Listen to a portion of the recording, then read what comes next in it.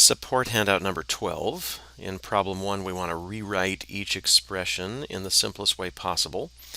Letter A, I see 1 divided by this other fraction.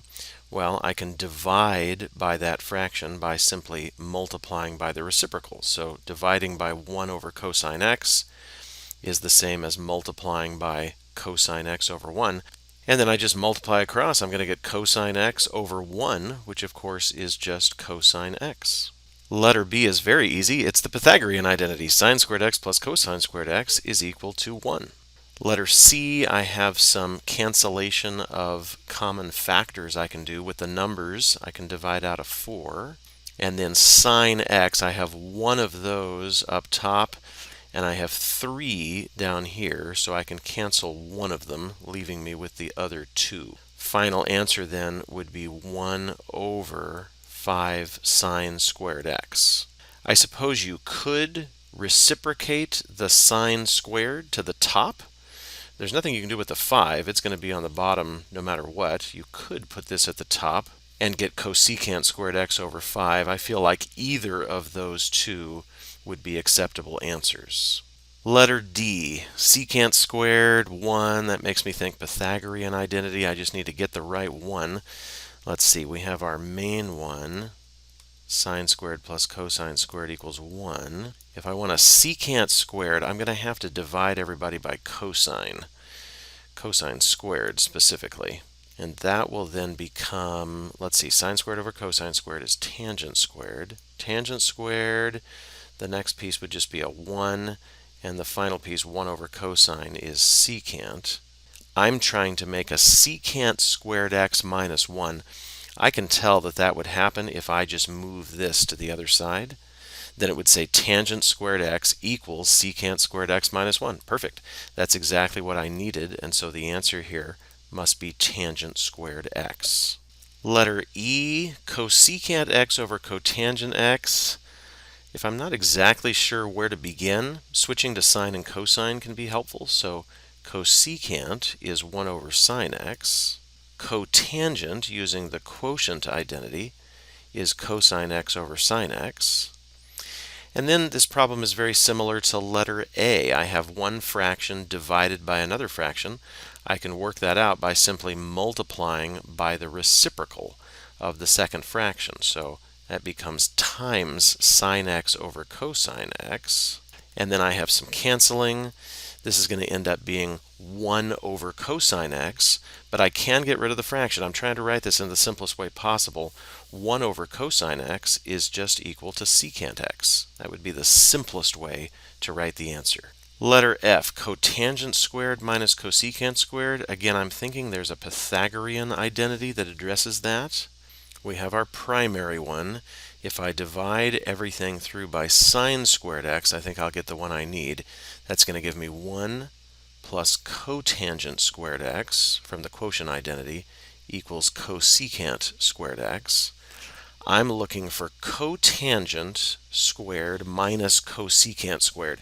If I move this term to the left and then I move the 1 to the right, I'll have what I want. It'll say cotangent squared minus cosecant squared equals -1. Well, then there's my answer. The answer must just be -1.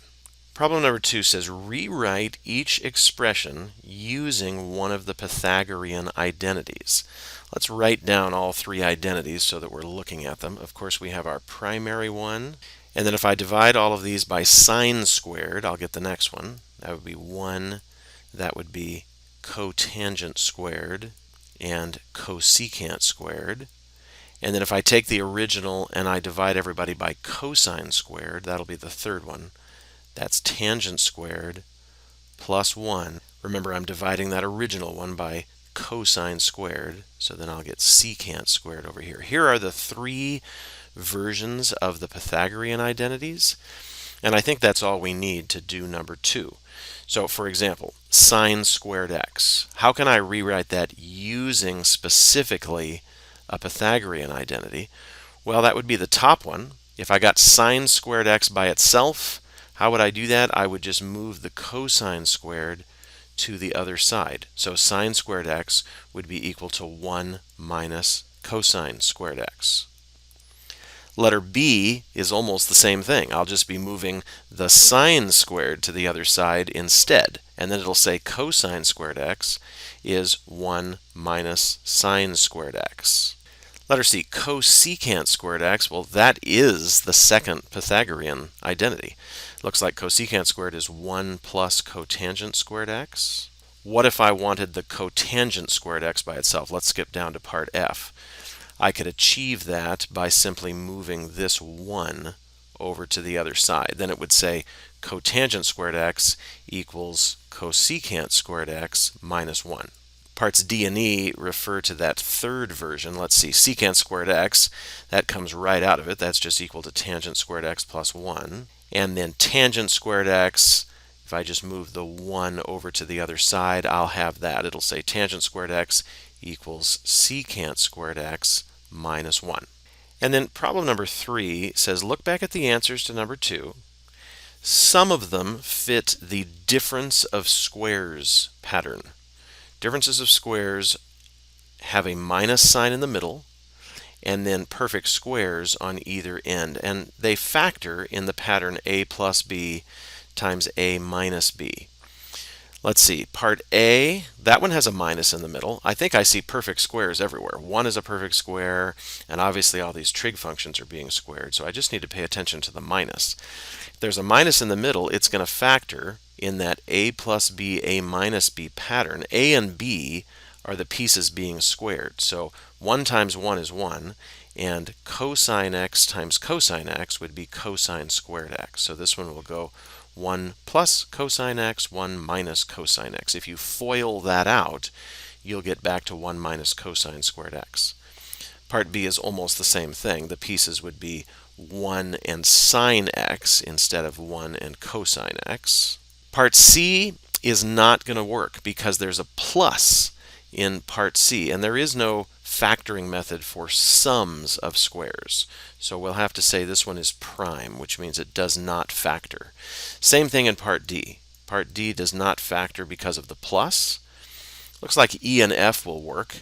Let's see, the first item being squared would be secant x, and the second item would be 1. So secant x plus 1 and secant x minus 1. And similarly for part F, it'll just be cosecant x plus 1 and cosecant x minus 1. So 4 of them factored according to that difference of squares pattern.